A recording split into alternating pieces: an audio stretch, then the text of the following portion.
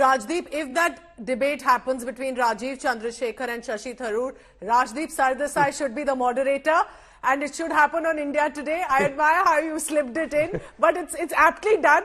I appreciate it. And if either Shashi Tharoor or Rajiv Chandrasekhar are listening, it must happen very soon and only on India Today television. Polemy, a quick word from you as well. Let's talk. I've WhatsApp, just to say, Pooja, I've gone a step further. I've also WhatsApp both of them.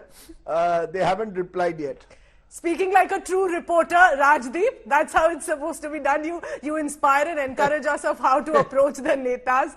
Polemy, quick word from you as well. Let's talk about the Northeast as well. To retain Kiran Rijiju, of course, who's been a minister, who's an important face for the BJP in the Northeast. And more states need to be done, but Assam and Arunachal Pradesh were mentioned by the BJP. Do tell us about BJP's strategy for Northeast, where they've done a lot of infrastructure development and they've wanted to ensure that Northeast is where BJP gets stronger.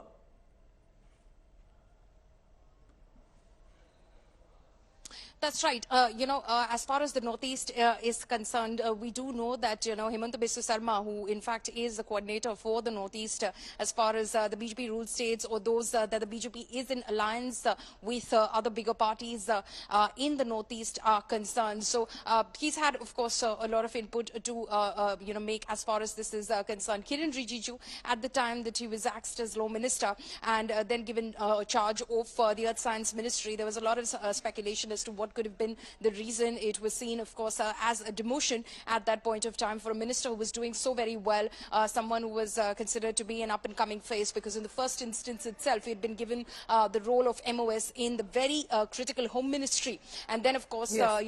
He was raised, his rank was raised to that of a cabinet minister, and he was given the Law Ministry, another very critical ministry and department as well. And then, of course, now within the Earth Sciences Department, it appears that, though, of course, that he's managed to retain his seat, because as far as faces are concerned, the BJP is looking for faces in states like Arunachal Pradesh and others as well, those who can, in fact, take the BJP's agenda to the people. Tapir Gao, for instance, he has constantly, who is, of course, the sitting member of parliament and has been fielded again by the party from Arunachal East. He, in fact, has been vocal and critical of the government about Chinese incursions. He has constantly written open letters, raised questions in parliament and said, what are you doing about these Chinese incursions?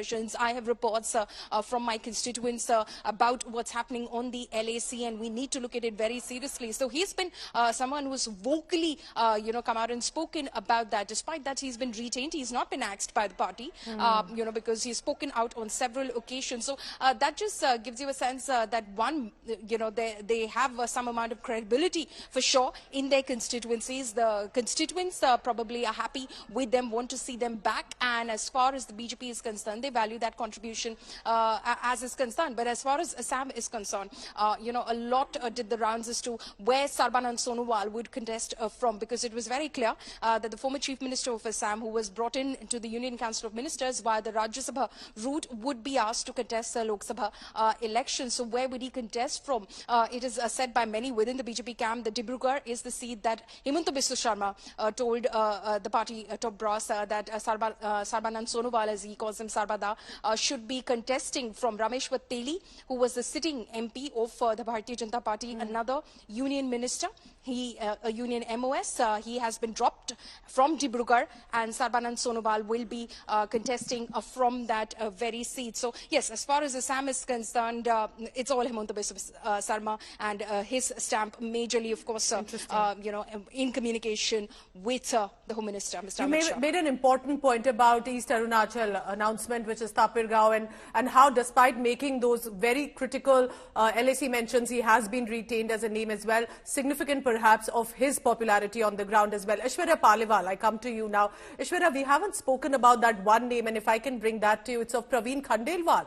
Confederation of All India Traders. He's the Secretary General, and then he talks about financial numbers, about how the industries are performing, and then to get a ticket from Chandni Chowk, it's a very significant constituency, Old Delhi. That is where Dr. Harshvardhan was from, and to get that ticket of Lok Sabha from the Bharatiya Janata Party, because almost everyone else is a neta already.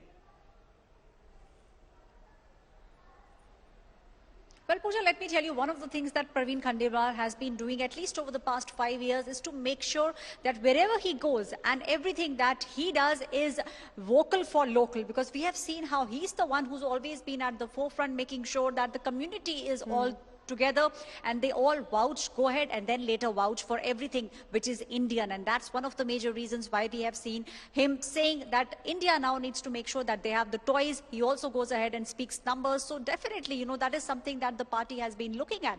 He also has been speaking a lot about what big players, big MNCs have been doing. He also has been speaking about the fact that if India needs to grow, if our market needs to grow, then we need to start looking inwards. So everything that he's been doing over the past 5 years, Pooja, let me tell you, very categorically has been vocal for local, and he is someone who very strongly believes that what we really need to do is to make sure that we make our own products,